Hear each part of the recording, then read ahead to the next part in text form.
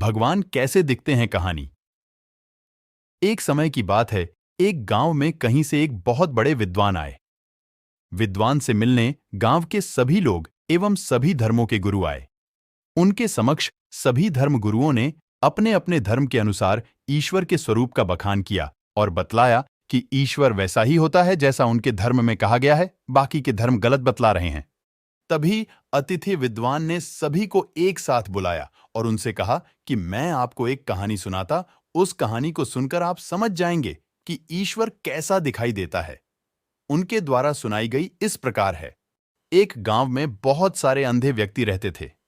उन्होंने कभी भी हाथी को नहीं देखा था।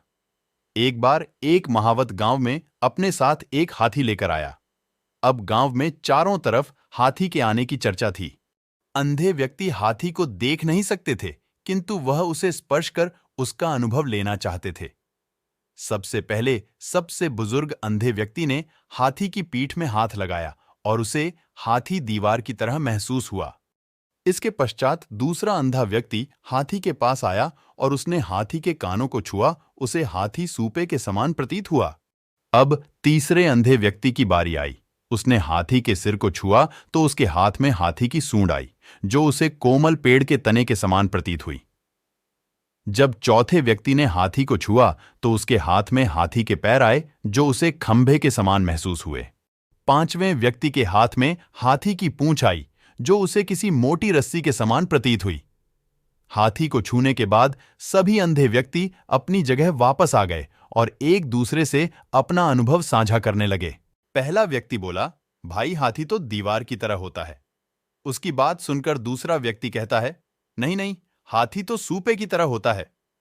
तीसरा व्यक्ति बोला, हाथी ना तो दीवार की तरह होता है ना ही सूपे की तरह, हाथी तो कोमल पेड़ के तने के समान होता है।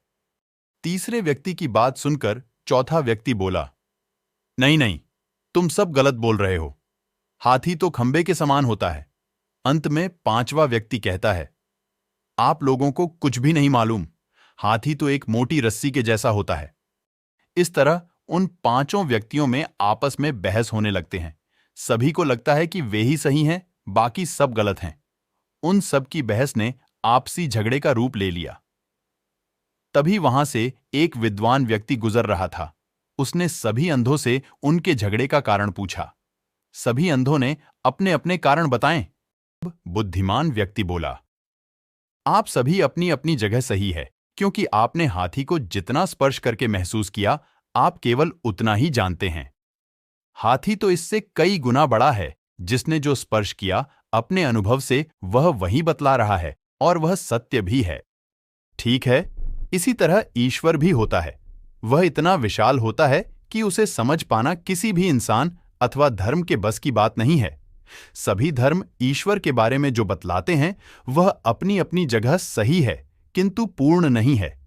ईश्वर को जिसने जितना समझा है वह उसके बारे में सिर्फ उतनी ही बातें बतला पाता है और सोचता है कि मैं अथवा मेरा धर्म ही सही है, बाकी सभी गलत है, जबकि वास्तव में सभी धर्म अपने स्थान पर रही है।